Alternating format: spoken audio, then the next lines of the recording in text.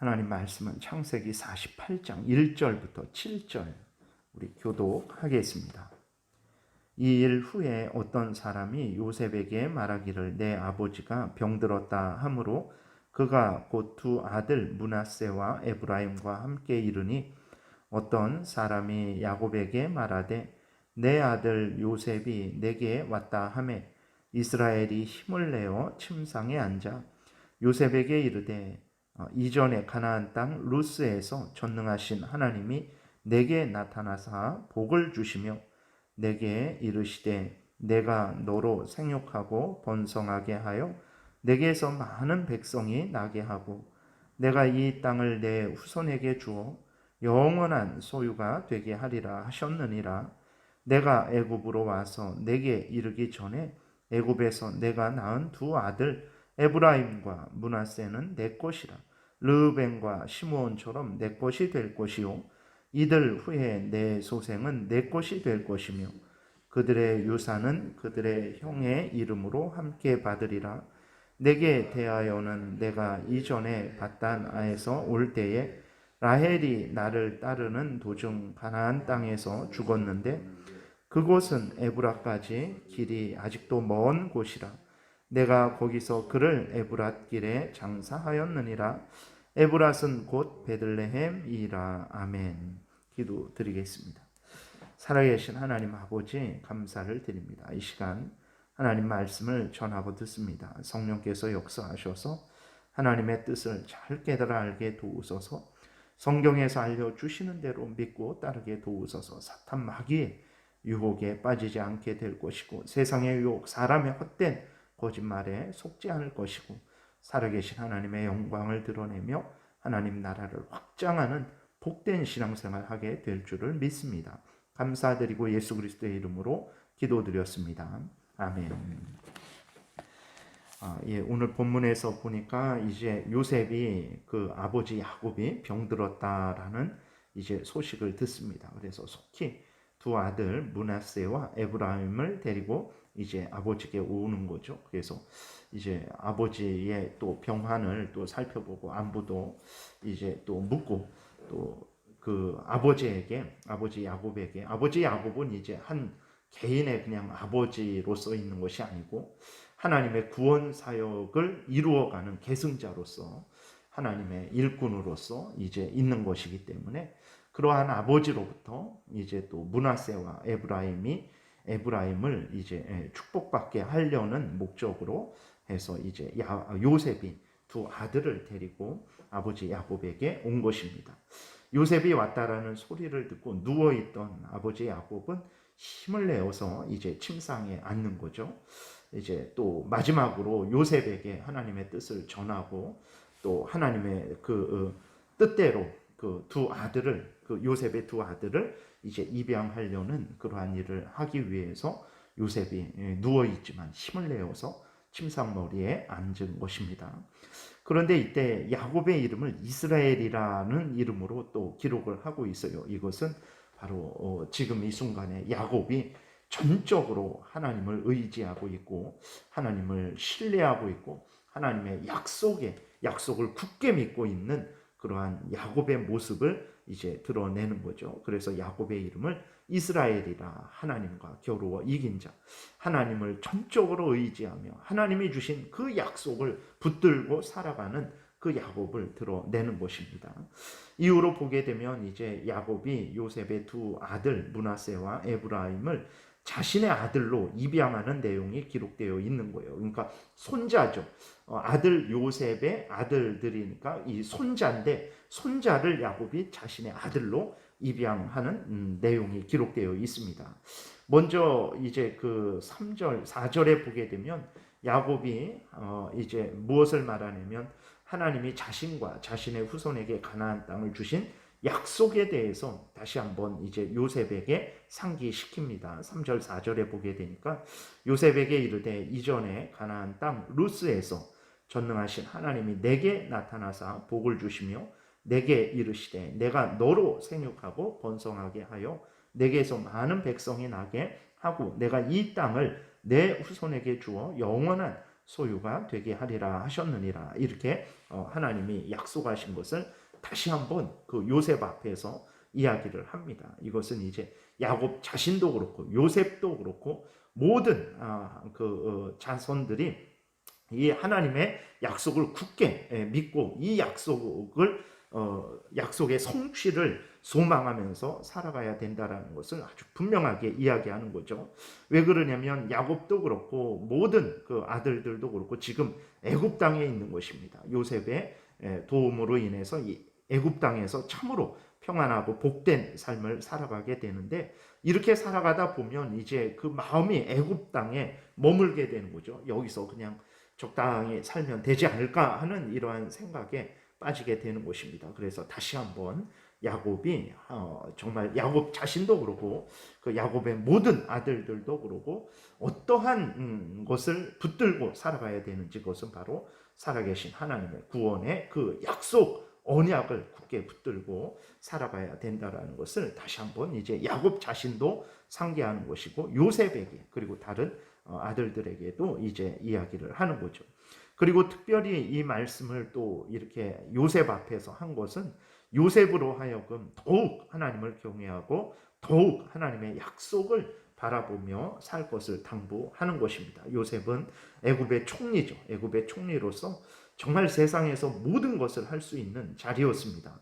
그만큼 그 자리가 대단한 자리인데 그만큼 하나님과 금방 멀어질 수도 있는 자리였기 때문에 그렇습니다. 그래서 야곱은 요셉으로 하여금 애굽의 부귀영화에 취하지 말고 항상 애굽에 있지만 하나님을 경외하고 하나님이 이루시고자 하는 그 구원 약속, 이스라엘 백성들을 가나안 땅으로 다시 이제 올리셔서 거기에서 이루시는 구원의 그 약속을 바라보며 그 약속의 성취를 소망하며 살 것에 대해서 이제 그 요셉에게 이야기를 하는 거죠. 애굽의 부귀영화에 취하지 말아라. 너는 하나님의 백성이니까 하나님의 구원의 역사를 소망하면서 살아야 된다라는 것을 다시 한번 요셉에게 일깨워 주는 것입니다. 그리고 7절에 보게 되면 이제 야곱이 요셉의 친모 라헬이 묻힌 그 에브라 베들레헴의 그 라헬을 묻은 이야기를 하고 있어요. 이것은 요셉으로 하여금 너가 돌아갈 곳은 너의 엄마가 묻힌 그 가나안 땅이라는 것을 다시 한번 야곱이 요셉에게 각인시키는 것입니다. 우리들도 마찬가지입니다. 우리들도 이 땅에 살아가다 보면 적당히 그냥 이렇게 사는 것이 정말 본분 아닌가? 뭐 하나님을 위해서 얼마나 우리가 대단한 일을 하고 있는가?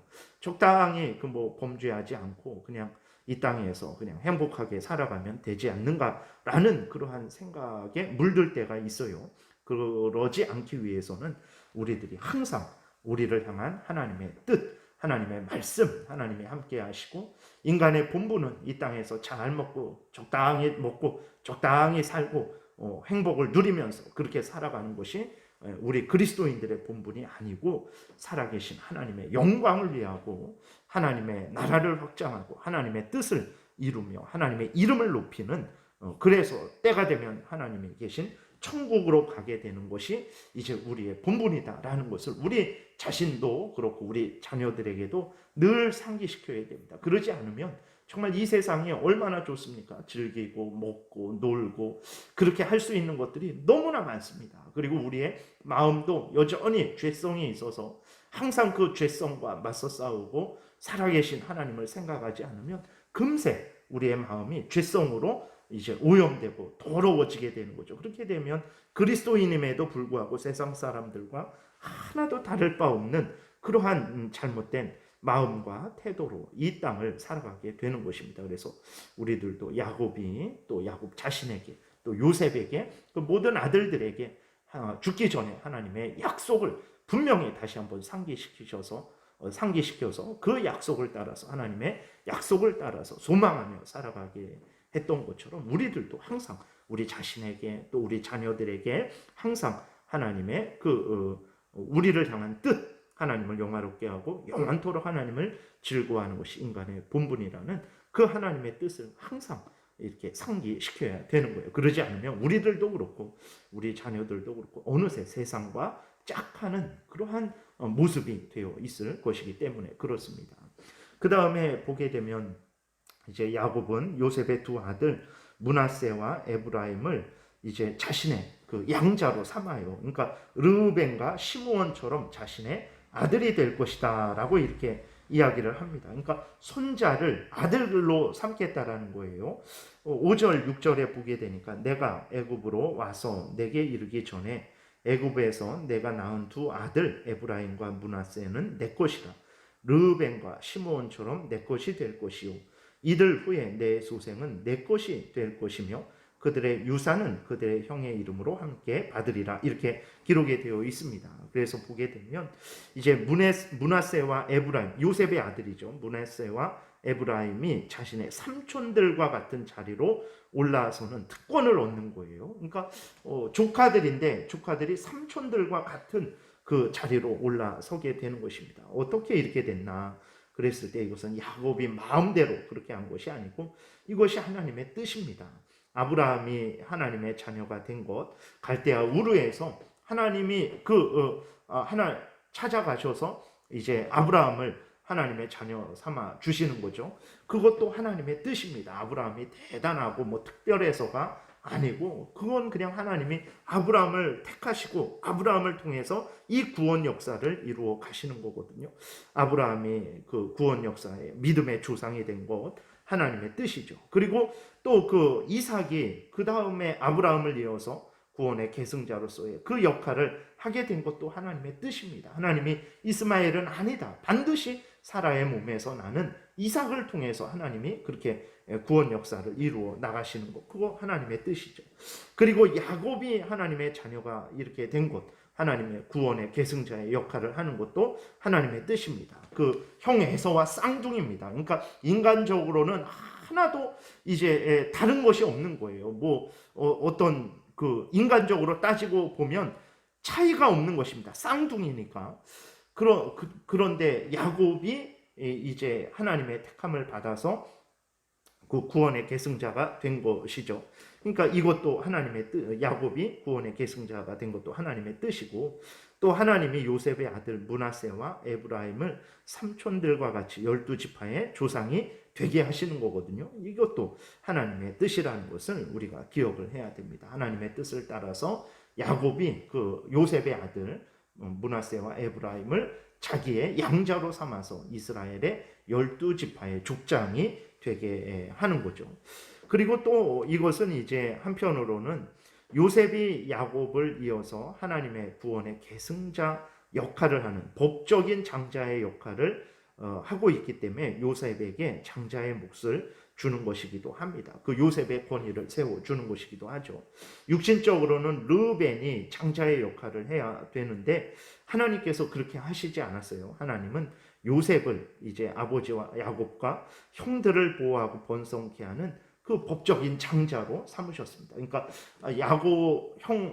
아버지 야곱이 이제 형 에서와 그 야곱이 있는데 하나님께서 형 에서는 미워하고 동생 야곱을 선택하셔서 하나님의 구원의 계승자로서의 역할을 하게 하셨죠. 그것처럼 이제 원래 육신적으로는 그 르벤이 장남인데 하나님이 그 장남 르벤을 통해서 역사하시지 아니하시고 하나님께서 11번째 되는 요셉을 통해서 이제 장자의 역할을 하게 하셔서 그 요셉에 의해서 지금 아버지 야곱과 형들이 보호를 받고 애굽에서 번성하게 되는 그러한 그 일이 일어나게 되는 거죠. 그래서 하나님께서 요셉을 이제 그 법적인 장자 아버지 야곱을 뒤이어서 그 구원의 역사를 이루어 나가는 그러한 자로 세우셨기 때문에 하나님께서 그 요셉에게 장자의 그 명분을 장자의 그 몫을 이제 주는 것이죠. 그래서 요셉의 두 아들을 이제 그 한 아들만 입양하면 되는데 그러지 않고 두 아들을 이제 입양하는 것입니다. 그래서 이 모든 일을 통해서 하나님이 드러내시는 것은 무엇이냐면 모든 이 구원의 역사는 인간의 뜻대로 인간의 마음대로 인간의 질서를 따라서 되어지는 것이 아니라 오직 하나님의 뜻을 따라서 되어진다는 것을 이제 알려주시는 거죠. 그래서 모든 일에 있어서 하나님의 뜻대로 되어진다는 것을 알려주어서 하나님만 바라보고 하나님만 경외하게 하시려는 것을 이제 드러내는 것입니다. 그래서 창세기 1장부터 여기 48장까지 올 때까지 인간의 뜻대로 되어진 것은 하나도 없습니다. 모든 것은 다 하나님의 계획하시고 하나님께서 정하신 그대로 이루어지게 된 거예요. 그래서 이것을 다시 한번 이제 요셉에게 또 아들들에게 또 하나님의 모든 택한 백성들에게 일러 주셔서 오직 하나님을 경외하고 하나님만 의지하게 하려고, 사람을 의지하지 않고 사람의 질서를 의지하지 않고 오직 살아계신 하나님이 알려주신 대로 믿고 따르게 하려고 또 하나님께서 이러한 역사를 기록해 두신 것이라는 것을 우리가 기억하고 범사에 하나님을 의지하고 하나님의 명령을 따르는 우리 모두가 되어야 되겠습니다. 기도드리겠습니다. 살아계신 하나님 아버지, 감사를 드립니다. 하나님 아버지, 우리들이 마음대로 생각하고 마음대로 행하는 것 같지만 결국은 되어지는 것을 보게 되면 하나님의 계획하신 대로, 하나님의 뜻하신 대로 이루어지는 것을 우리는 확인하게 됩니다.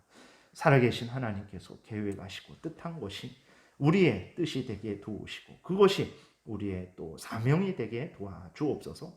그렇게 하나님의 뜻대로 순종하고 그 뜻을 따르는 것이 우리의 본분이라는 것을 잊지 말게 도와주옵소서. 항상 하나님을 경외하고 하나님의 명령을 따르는 복된 신앙생활하게 하여 주옵소서.